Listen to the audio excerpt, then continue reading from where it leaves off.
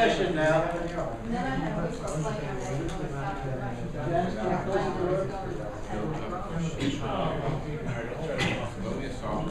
Oh, you can heckle all you want, especially David. David Green will love to heckle when he's paying attention. Just glass.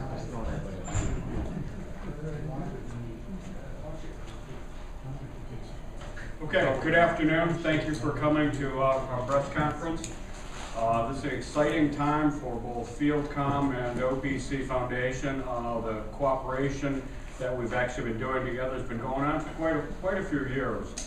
And this is a continual evolution of our cooperation, but even at a more higher level, essentially to really bridge and really think about how we're going to take data from the sensors to the cloud.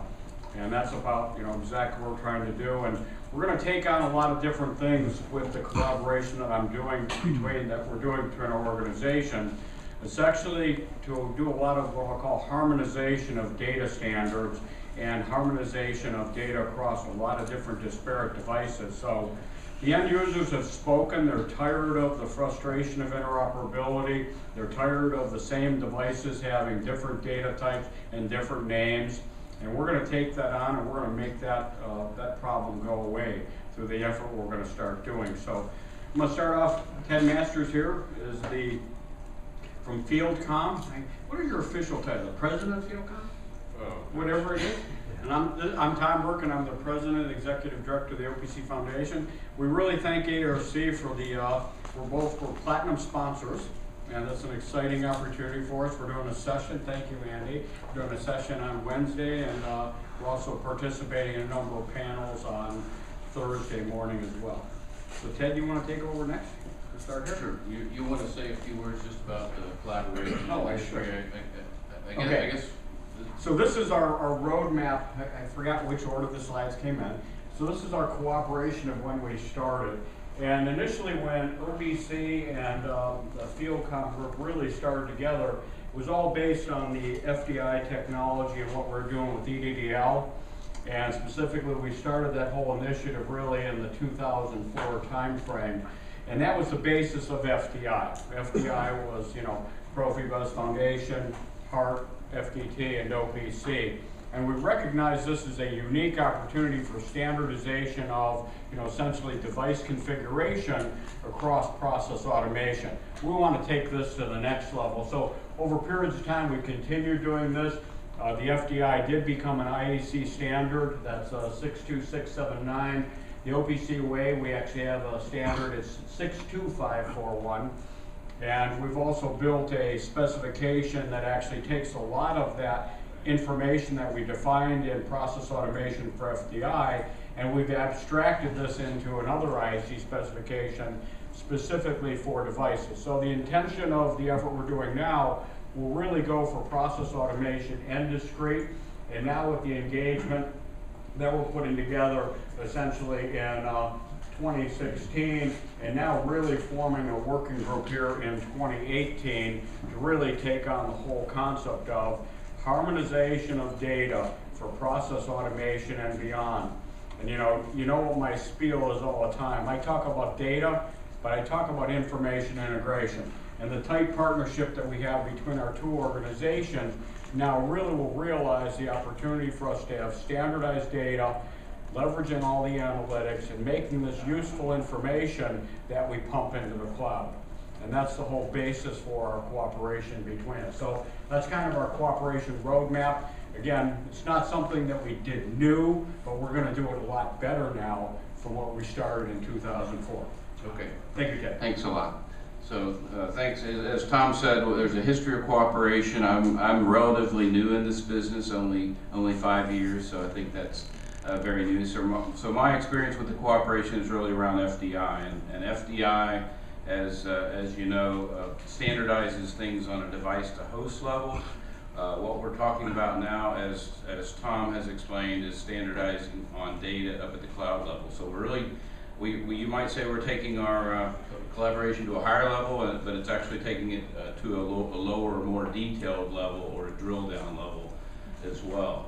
So device information models are really needed for process-specific devices. One of the complaints we have of the industry is we're just not using the data that's there quite enough. So one of the solutions that the device information model will remedy would be making that information that's available and valuable in a device more accessible in a standard way up into the cloud. So basically we're taking real objects, I would call them things, and we're trying to represent them as a digital twin, and we're doing that with device information models that represent those devices. So OPC UA and FDI do have a long history of cooperation, and we've aligned around the same generic device information model. Both technologies use the same information model. Now we need to drill down into that model and build a detailed model for process automation devices so that regardless of brand and protocol, this data can be used in the cloud in a standard way, accessible by all types of systems and analytics and applications and Internet of Things type value leverage from them. So the first step is really of this working group is getting together to create a standard set of parameters for different process automation devices by device classes, and leveraging the specifications that are international standards that are already in place. Of course, OPC UA's device information model provides a more generic placeholder and model for all types of devices, and we're trying to drill into these different specific process automation devices, include things like core parameters recommended by Moore and other parameters that describe each type of field device. In addition to creating really a model that's independent of the different brand of the device, then the last step is to map the protocol. So this way we're getting the same data from different protocols in the same areas with essentially a protocol map, so that you can have machine-to-machine data delivered in context, regardless of device type, regardless of protocol, up into the cloud. So we want the organizations really to be able to focus more on the data and extract intelligence out of it, rather than worry about the protocol or the branded device or items like that. So this really should make it a lot easier, up in this cloud level. And the deliverable of the working group will be to build and organize this model. And as we announced, if you saw the press release, we have that first deliverable coming out in the spring of 2019, where we'll have these fields defined in the first set of the model. So I want to let Tom just kind of wrap up and summarize the big picture with how they fit together. So obviously the overall architecture of OPC UA has been designed specifically to take advantage of these collaboration opportunities and essentially develop what's known as our companion information models. And this is a big strategy forward when you start thinking about what we're trying to do with IIoT, why we've been partnered so closely to Industry 4.0, because you've got the ability to generically model data and be able to have this abstraction such that you can take generic applications, be able to operate and consume that information in an intelligent fashion. This is the reason that SAP and Microsoft are such strong proponents of the collaboration between our organizations and what we're trying to do to model this information. So what we've done is we've got a built-in information model, which actually results in a harmonization of all the different device types, independent of it being process or factory automation or building automation or security, or the list goes on. So our intention is to really provide a solid mechanism that allows for both design, commissioning, runtime, and ultimately continued operation of the system, because we've got a standard device model. We then build on top of that the companion information specifications like FDI, like the opportunities in the oil and gas community of MDIS and the work that we're doing with open process automation, where they build on top of that standard model, and they're able to take advantage of that in the true object-oriented paradigm of being able to share, the data and the metadata, allowing this to be a really complete solution. Of course, there's always going to be additional extensions that are necessary. The architecture, what we provide, it allows timeless durability that'll plug in as well. So the meta model and the underlying, communication protocols are pretty much all transparent to the suppliers and the end users. So in the IoT world, I was just talking to Darla Nipper, we've embracing MQTT underneath this, so we don't care if it's DDS, AMQP, MQTT, HTTPS, and the list goes on. Because of the collaboration between our two organizations, we'll actually be able to take data across those different IoT protocols and pump it into the cloud. I don't care if it's Azure, I don't care if it's HANA, I don't care if it's Oracle. This is the standard mechanism that we're really coming together on. So we've got a really good mapping of the process automation devices, courtesy of the partnership between OPC and Fieldcomm, and we think this is the right direction. Pretty much it's been driven by organizations like NMR and Industry 4.0 that are saying, what, we want standardization. We're tired of this, different ways of doing things. So that's our whole goal, to give you standardization across all devices. Thank you. Other questions? Any questions? Go ahead, Dave. Can you quantify where you're at? You said you've got a good mapping of the devices that you're focusing on at this point. Where are you at in this process with getting towards it? We can take that and take that shot chime in first. if Go you ahead, want. But we have a venue already within Fieldcomm Group, a working group venue, of course, and we meet in different countries 3 times a year. Part of this integration working group, we have a working group focused on this. We're already at the first level trying to decide what those parameters are per class of field device. So that work's already ongoing, and will continue through those working group venues. Like I said earlier, with the first deliverable being that information model of core parameters and parameters around each device class by the spring of 2019. But it will continue in this working group model. What benefits do you see for end users, for manufacturers' devices, and for system integrators? Because now they'll be able to take different devices from different manufacturers and they'll be exactly the same. So the names of the attributes inside of these things, different configuration parameters, every one of them will have the same name, they'll have the same type of data that's being shared across these things. So for example, you could take, and I won't encourage this, but you could take Microsoft Excel and it'll actually be able to connect up to 2 different vendors' devices and it'll look the same. The benefits the end users are, from a training perspective and a commissioning perspective, is probably the biggest thing that they'll have. I think the other comment I'd just like to make on that is one of the complaints I guess we hear time and time again from suppliers as well as users is they're not really leveraging that data. There's a lot of stranded data in those devices. So one of the drivers to that is the value of the data, right?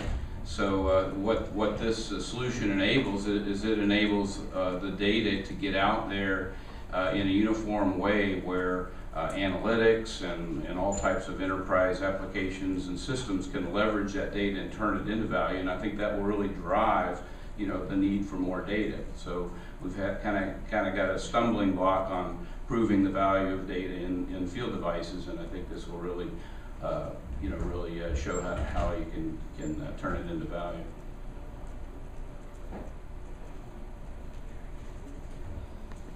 Go ahead, Bill. Are you liaisoning with NMR and Industry 4.0 for process to drive those definitions right down into the end device sensor device? Specifically for Industry 4.0, they're one of the driving forces. For process. For process. Yeah. Working group essentially. They actually do have a working group for process right now. And they will be driving basically standardization of the data types as well. My colleagues walked in the room. Eric, do you want to say something? Eric's from Microsoft. Eric's our strongest evangelist on, commitment behind OPC UA, and partnerships with other organizations? Thanks, I'm sorry we were all late, we couldn't find a room. They were eating. But yeah, I mean, especially with the platform, we're also working on, bringing some of the standards like OPC way into the reference architecture, and not just for discrete, but also for process. So yeah, we're working on that on a daily basis. It's a long, obviously standardization takes time, so you gotta be patient, but progress has been made. Could you describe a little more detail about how this works with what the OPA is trying to do? Just how they interface and how. So specifically, he's talking about open process. Get in front of the mic. OPA. Oh, In front of sorry. the mic. Okay. OPA is the Open Process Automation Initiative that obviously is being driven by, the oil companies, essentially to develop what I call an open DCS system. One of the things that's coming out of this is the value proposition of information modeling, and specifically with OPC UA, they're looking for standardization. And this is one of the driving things, very similar to, I imagine, what's happened with MDIS, where the oil companies and the subsea vendors and DCS vendors all said, you know what, we want a standardized set of things, and we want everyone to agree on what those things are, independent of the protocol and independent of the vendor.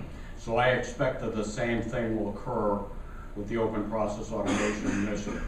Jim Luth is he's actively involved in the Open Process Automation. Jim, you want to add to that about what OPA is doing? Yeah, sure. The OPA is trying to, put together sort of a high-level reference architecture for what would be a next-generation DCS design that vendors can, all vendors can participate in, but they have way more interoperability and interchangeability than they do today. And so they've focused on a lot of different areas, one of which is communication, and OPC UA right now is what they're moving forward with preliminary designs and so forth, with the assumption that it's all OPC UA and OPC UA information models. I guess the question is how do they work together? How does this fit in with? Well, clearly there's. Can you repeat the question, please, Tom? Okay, the question is, how does OPA work with what we're doing with this Fieldcomm OPC partnership? Well, with your announcement right now, how is that going to fit into OPA? Okay. Well, clearly, if you take a look at the large installed base that OPA will have to address, for example, across all the different, opportunities in oil and gas, right? There's a lot of legacy systems out there that, essentially have to tie into this architecture. So they're all looking for how do we get data from a lot of those legacy systems out there. So we're going to be working aggressively on that to actually help do a lot of that mapping of data, so you can take the existing legacy systems as well as the new systems of tomorrow and be able to, essentially exasperate that information and ultimately be able to get it in Azure. There's a big opportunity. There's a lot of legacy systems out there, and that's why it's so important, with what we're trying to do here, to really take this to the next level. And that's why the partnership between our two organizations, to standardize on data and standardize on the devices, is so important. Time's up. I've been given the signal there. Thank you very much. For more information, please feel free to go to the Fieldcomm website or the OPC Foundation website, and our press release and things are available. Thank you for your time.